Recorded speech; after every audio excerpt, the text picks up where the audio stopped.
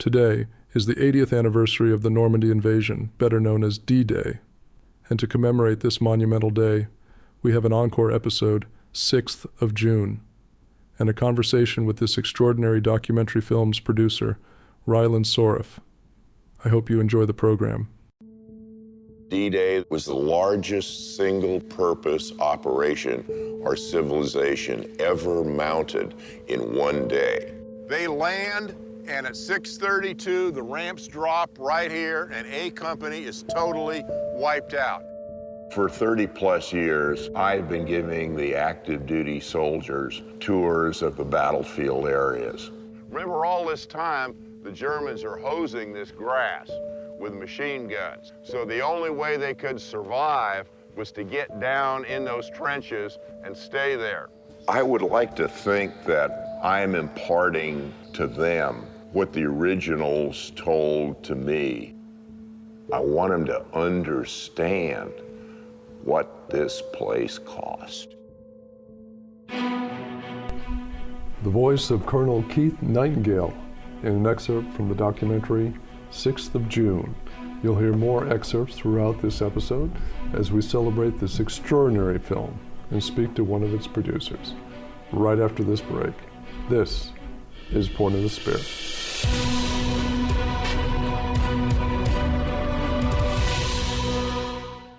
Welcome back. I'm Robert Child. Today, we are celebrating an exceptional World War II documentary, which is a thematic and emotional exploration of the D-Day commemorations in Sainte-Mère-Église, France. It is an urgent plea to realize that the boys who stormed the beaches and dropped from the skies in Normandy are now old men who are dying every day. And the time is now to capture their stories before they are forever lost. The film is called 6th of June, and Rylan Soref, one of the producers of this extraordinary documentary, joins us now. Rylan, welcome to the show. Thanks for having me. It's a pleasure. Oh, absolutely. I have to tell our listeners that this film is truly extraordinary. It's one which compels you to watch, and very few films make you stop what you're doing, sit down, and focus on what's in front of you. And I really have to hand it to you. This documentary is extraordinary. Well done, sir. Well done.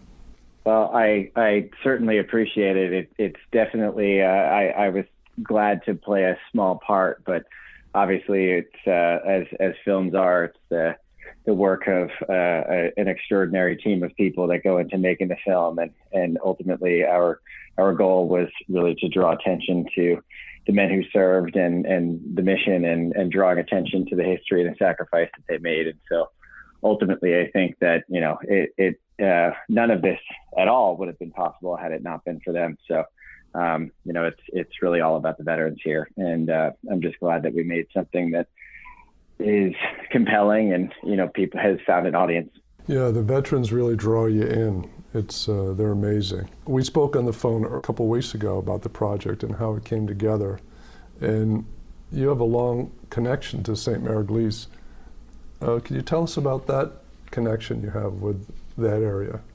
Yes, of course. And I'll try to give the buttoned up version because there's a long and a short version of the story, but I'll try to give some important details. But I was actually first introduced to Sainte-Mère-Église through my mother. We grew up in a town called Locust Valley, and following the war, Locust Valley kind of adopted Sainte-Mère-Église, which was one of the first towns liberated after the invasion. And she had been discovered this history through a friend of hers, and was fascinated by it because the people in our town had, all but forgotten about the legacy there. And so my mom found it compelling and realized that the relationship that was established between Locust Valley and Sainte-Mère-Église ultimately led to what became the Sister Cities program through the Marshall Plan, and is an ongoing program. I mean, you'll see, Los Angeles and Cannes and other cities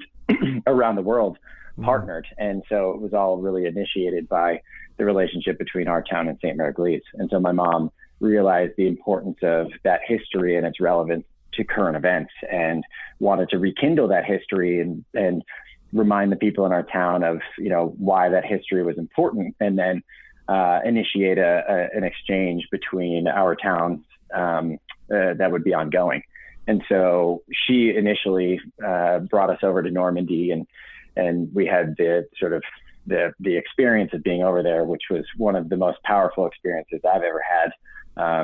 Visiting the beaches and walking through Colleyville Cemetery, and it was just an extraordinary and powerful experience. And so, as her relationship and relationships over in the town developed and deepened, she wanted to find ways of trying to bring more of an audience and really engage the local community and sort of the broader community in the understanding of this history. And so I had been friends with Henry, who's the director of the film, for a long time, and Henry's part of the Roosevelt family. Despite him being a bit sheepish about that,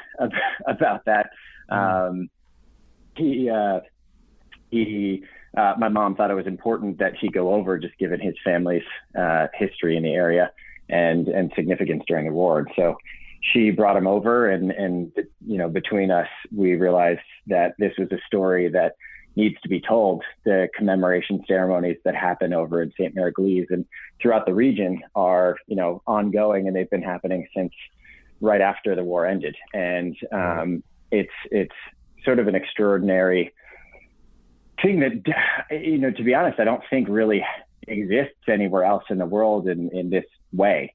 I think the French people are truly honored and feel a debt to the Americans who came and liberated them and provided their freedom. And the people in the region really value that sacrifice, and it's their mission to keep that history and that legacy ongoing. They're beginning their first attack on the night of June 6th. I looked down and saw the fire coming up. Heavy firing now just behind us. An anti-aircraft burst in the sky. All of a sudden, bullets were hitting on the side of the ship. Traces have been flying up, but the plane that we just had come over our ship was the first match that we've seen so far. We got the green light to jump, and I jumped out into the darkness. The whole sea side is covered with tracer fire. As I hit the beach, and the soldiers start pouring out, and then it's when I realized what we were going into. Something funny is falling down through the sky. Maybe a hit plane. He fell down and he just shook his nerves, I went and rolled him over, and from here on his head was gone. It's amazing because the first time I went to Europe on a project, on a film I was doing, it struck me how still connected Europeans are to World War II, because Americans, we don't see that over here at all. Mm-hmm. But when you go over there, it really strikes you. You've really honored that connection. Yeah, it's in the terroir, right? Like, the French people speak about it. It's in the land. The blood was sacrificed there, and I think when you go there, you can feel that it exists. And I think, beyond just the fact that people are still finding shells and knives, and you go into the garage of anybody in the town, and you'll find some sort of memory or some sort of fragment from the events that took place. And so it's quite something, but it really is, the physicality of the place is relevant. It is, and I've done World War I films over there as well, and there's that connection with World War I as well, which is amazing. You mentioned Henry, which is one of my questions. Now, you knew Henry for a long time from school, and he's been involved with some big films like The Social Network and other projects. Tell us about your connection with him. Yeah, I mean, Henry and I both went to the same high school, and he was a year older than me. And when we got to school, we both went out for the soccer team, and Henry, I think, played soccer at a pretty high level prior to going to that high school. And I was playing competitively prior to arriving as well. And I think we both, we went out for the varsity team and felt that we weren't given our time.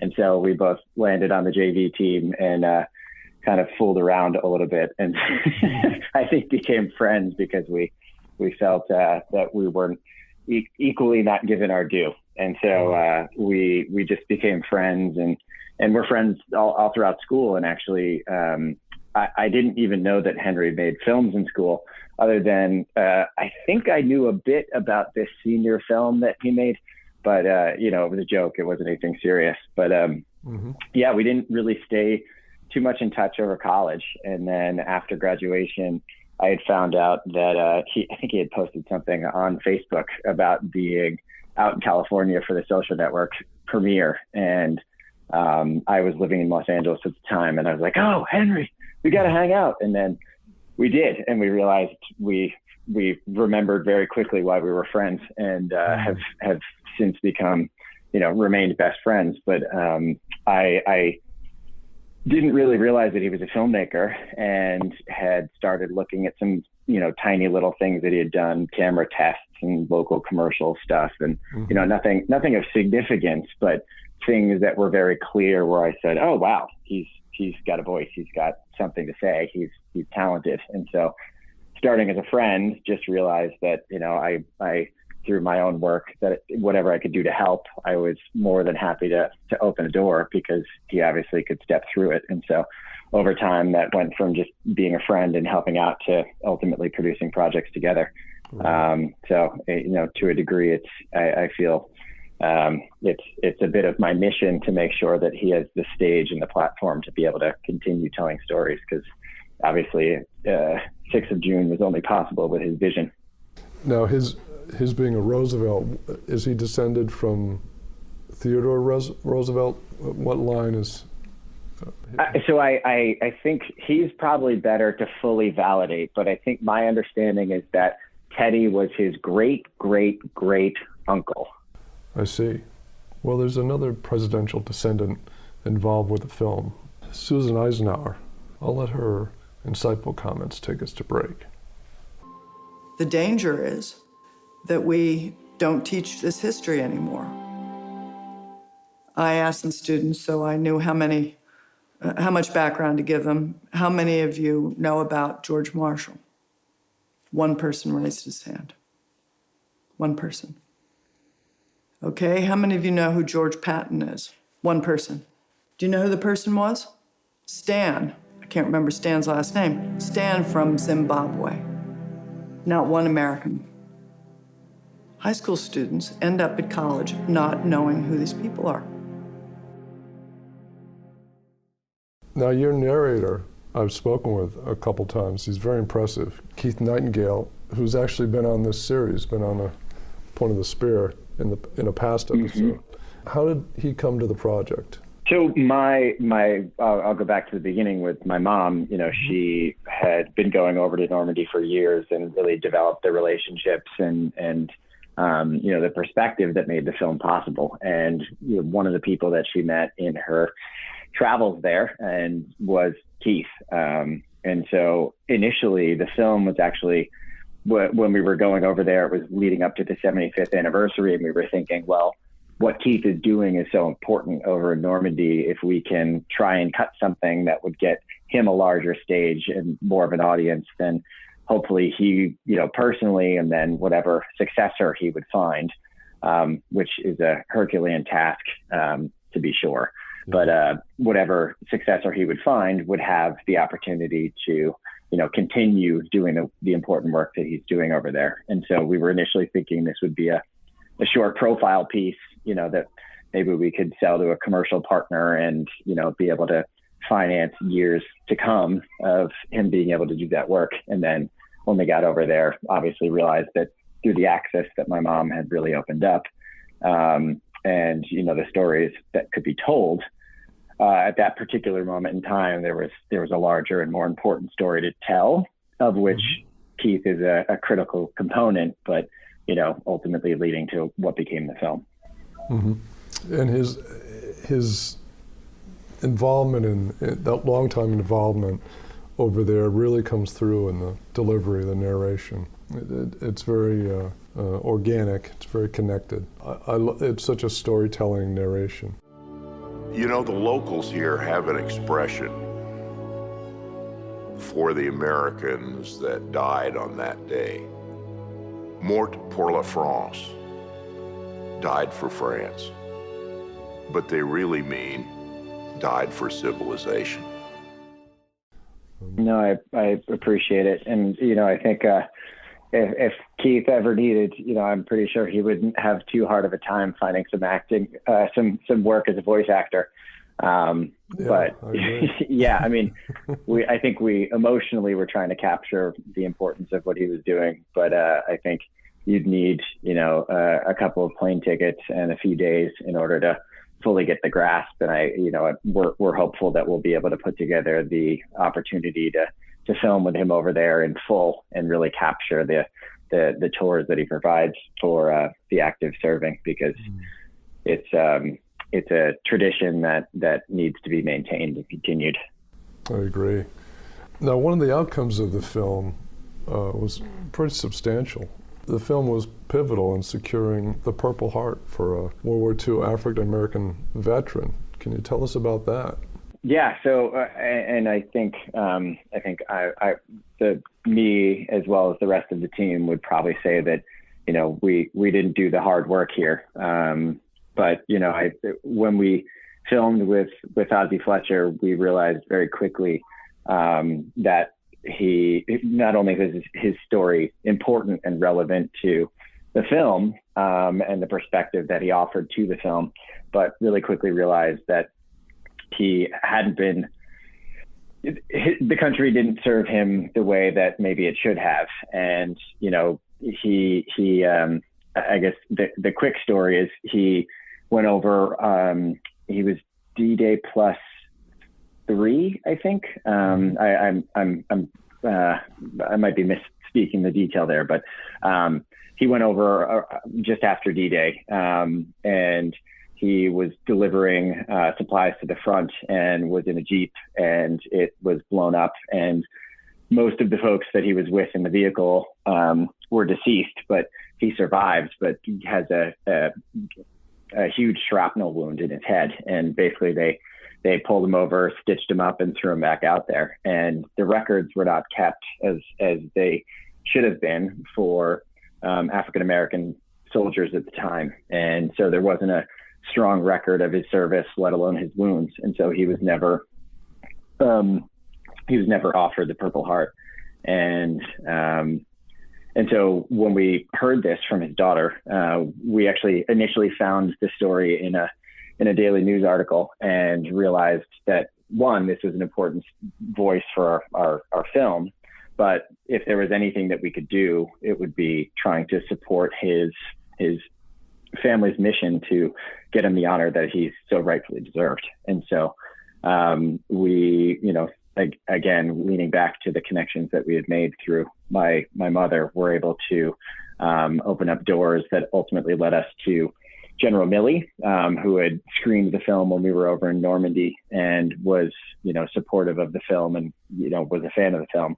And so we reached out to his office and explained what had happened in Ozzie's story and the situation, and asked if they could support. And they were so inclined to do so. And they were able to help his daughter, Jacqueline, and their family sort of cut through the red tape, find the records, because I think some of his records were destroyed in fire and other were challenging to uncover. And so they were instrumental in bringing it over the finish line. And so we played a small part in just helping to open a door, but we ultimately were able to get him that recognition, and there was a beautiful ceremony that they held for him in Brooklyn earlier this year.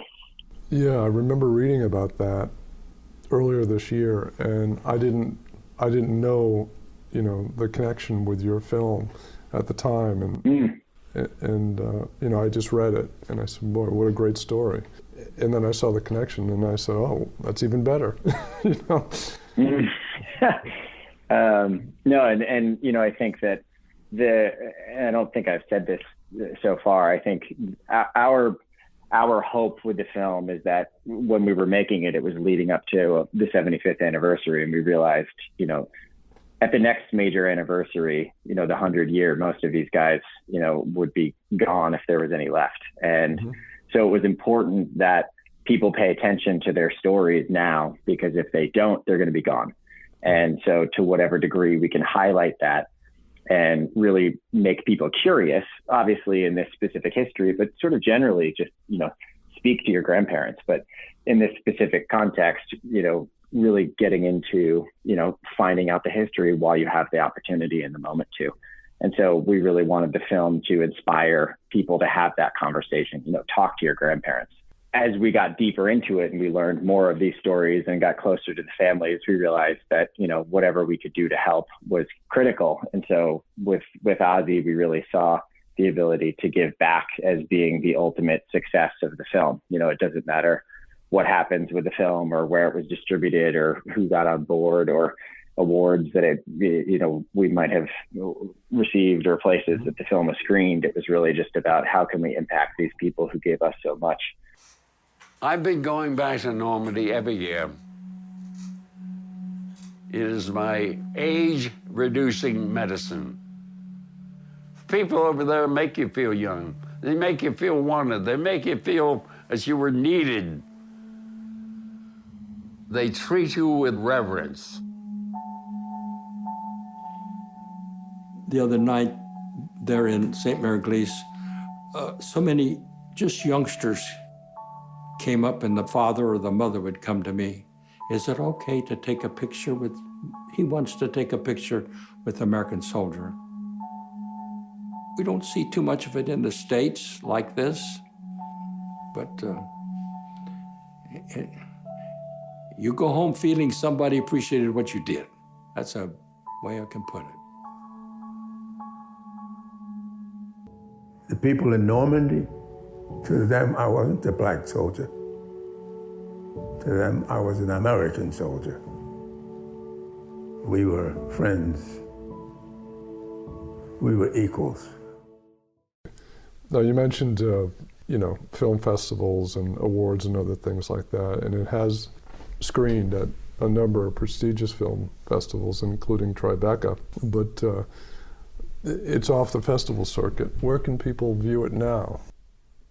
Yeah, so we were fortunate to have a festival run. It was definitely at a weird time going through a pandemic when you're trying to do film festivals, which are inherently in person.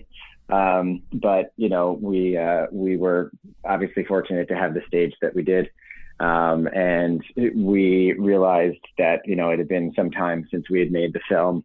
And we were in conversations with potential distributors, but leading up to, I think we did it before Veterans Day this year. Mm-hmm. We realized that we wanted to just get the film out there. And so we released the film on June 6th of this year. And we just thought it was the most important time and the most important moment to do it. And so the film is now available on YouTube. You can find it at our YouTube link, and it's available to the public. Excellent. It's the more people that see it, the better. I appreciate it. Yeah, because it just adds to the conversation and the honor of these men. So everyone make a note of that. You can see it on YouTube. What has this led to for you and Henry? Henry and I have a project on another major streaming service that'll probably come out sometime next year. And then he's got other projects in development. So much in the pipeline. So this is certainly not the last you'll hear from this team. Excellent. The film is called 6th of June, and I urge everyone to view it on YouTube at your earliest opportunity. Rylan, thank you so much for coming on the show today. Thank you so much for having me and giving your platform to the film and to the veterans who are featured in the film. It's it's an honor and a privilege, and hopefully more people will be inspired to go speak to veterans and speak to their grandparents and learn about this important history. And for those who are so fortunate, we'll be able to get over to Normandy at some time, because it is certainly a unique experience you can only really get when you're there. People have to realize that nobody lives forever. What we leave behind is just our memories in other people's minds. what you do with it is up to you.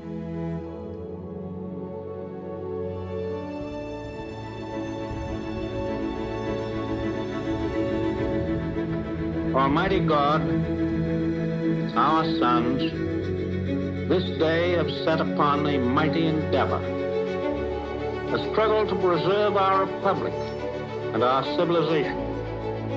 They will need thy blessings. Their road will be long and hard. The darkness will be rent by noise and flame. Men's souls will be shaken with the violences of war. They fight not for the lust of conquest. They fight to end conquest. They fight to liberate. They fight to let justice arise and tolerance among all thy people. Lead us to the saving of our country, and with our sister nations into a world unity that will spell a sure peace, that will let all men live in freedom. Amen. Point of the Spear is produced by RSC Media Group.